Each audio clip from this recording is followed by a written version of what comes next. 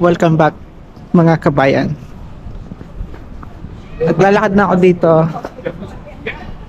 Naghahanap ng mapuputukan.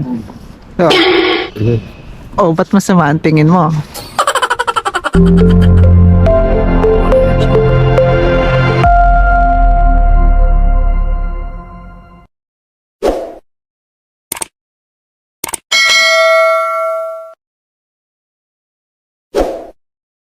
Takbo muna tayo.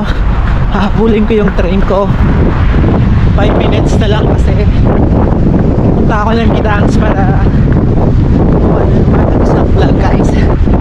So, putulin ko muna dito. Tatakbuhin ko ang train.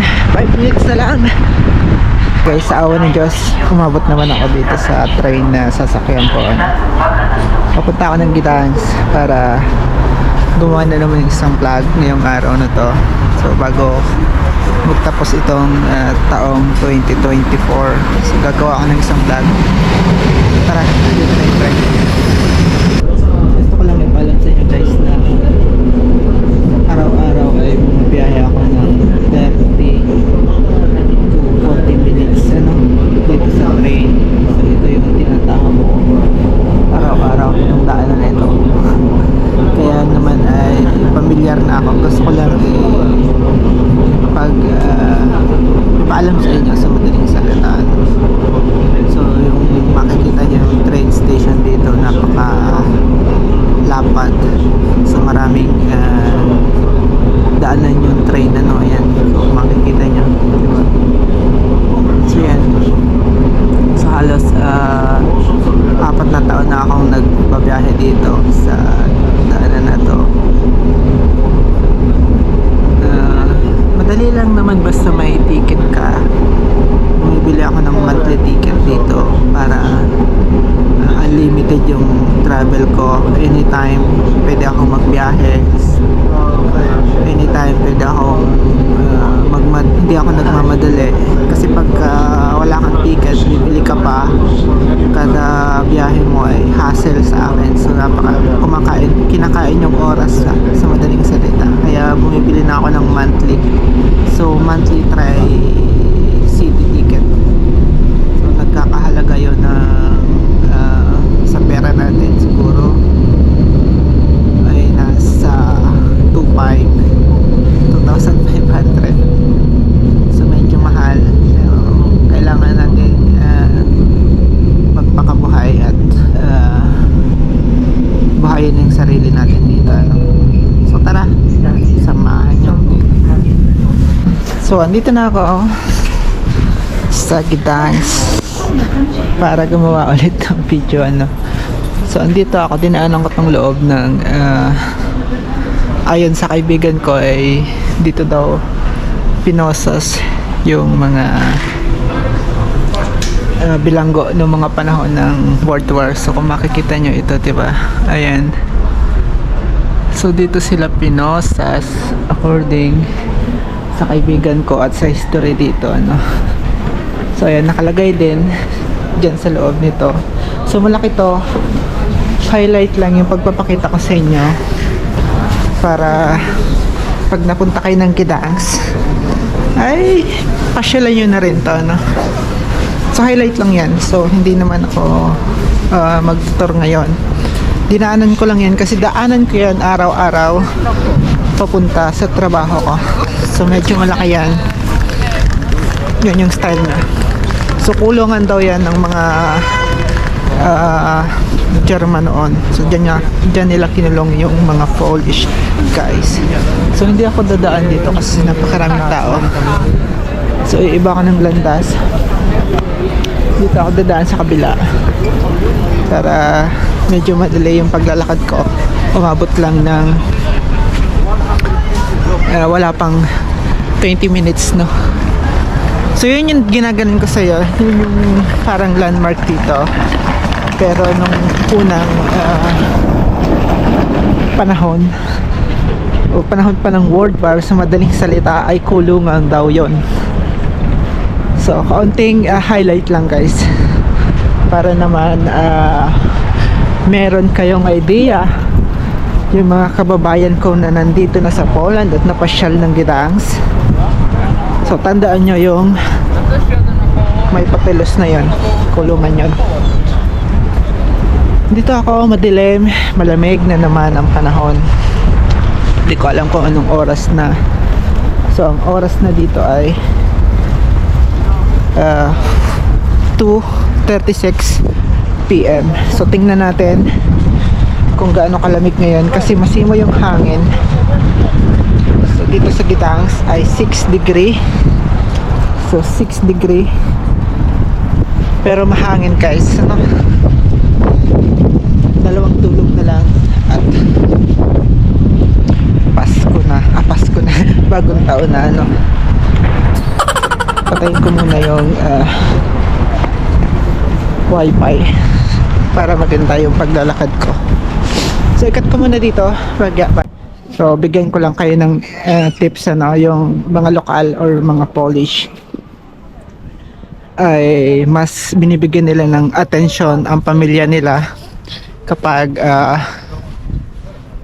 Christmas guys. So family oriented sila kapag Christmas. So ibig sabihin ay halos sa pamilya sila nagse-celebrate ng Christmas. O kapag New Year, dahil independent sila, ay kanya-kanya sila, ano. Kaya't ang mga tao, so kung makikita nyo sa camera ko, ay dito yan magse-celebrate. So punong-puno na naman yung hotel na pinagtatrabahuhan ko. So may stress na naman ako pag check out ng mga yan. Kasi parang sa feeling ko ay puno na naman ng mga basura yung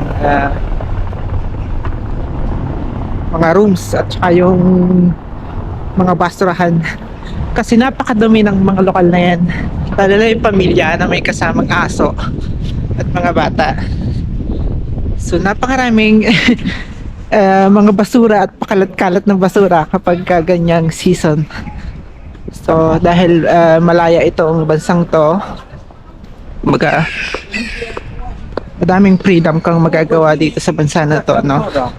So dito, huwag ka lang gumawa ng crime, ay magiging masaya yung buhay mo. Kung ayaw nila, huwag mo silang pilitin. Paulit-ulit kong sinasabi yan sa video ko. Sa iba ang culture nila dito, hindi katulad ng culture natin dyan sa Pilipinas na pwede mong i-vlog lahat. Dito hindi. Kaya kung mapapansin nyo yung vlog ko, so ipapasyal ko lang kayo. So pinapakita ko lang sa inyo yung magagandang area dito. So at least naipakita ko na rin sa inyo ng libre, no?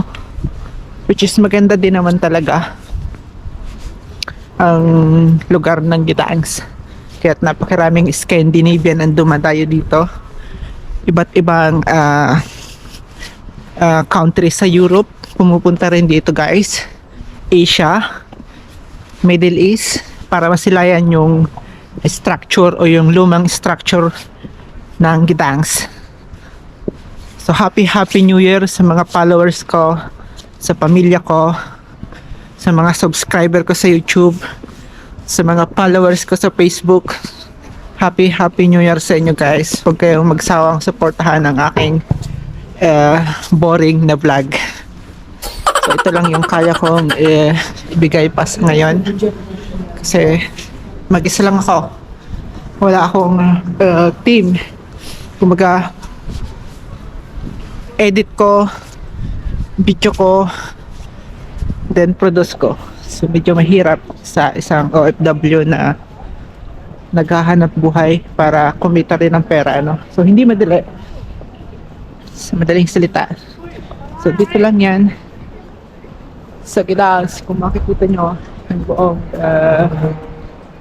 building na yan ay bagong building na yan. Sa mga hotel yan. Maramihan ng hotel ay maramihan ng hotel na yan, building na yan ay hotel. So ang baba ay restaurant, ano. So para makita ko, ayan. So, sa popular na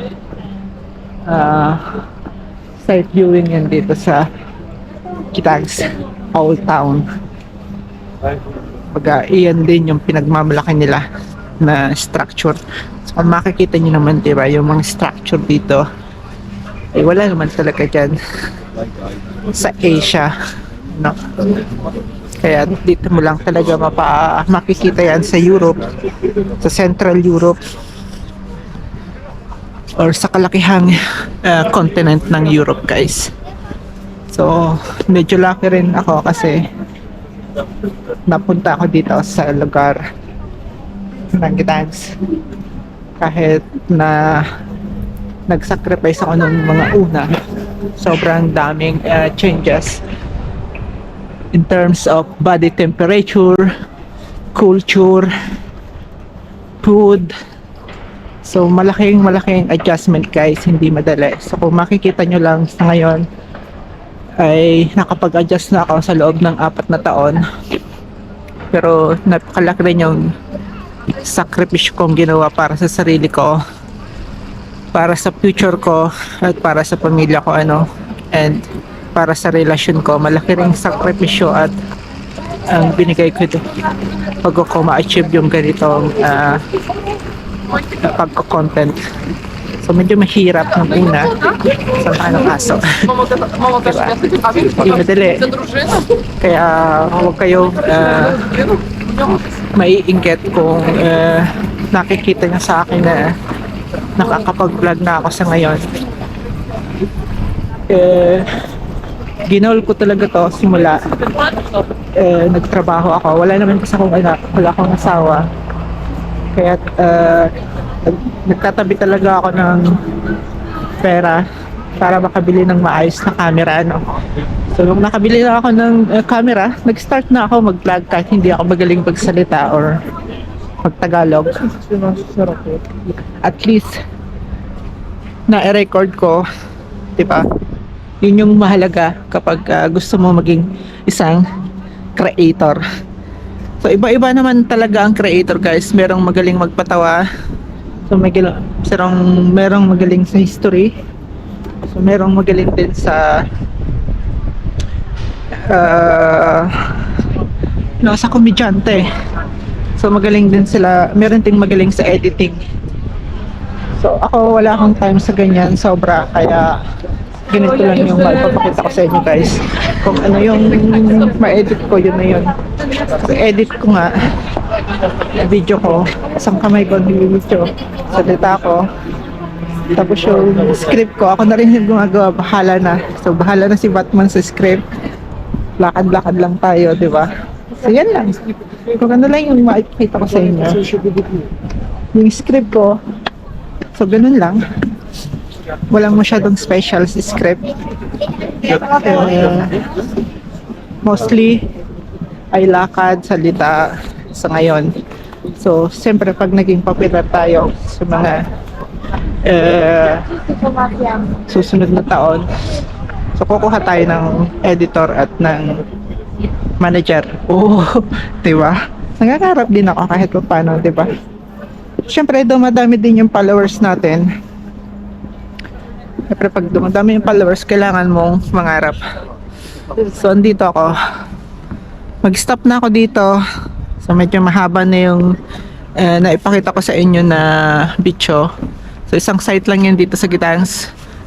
So Happy New Year sa inyo, guys.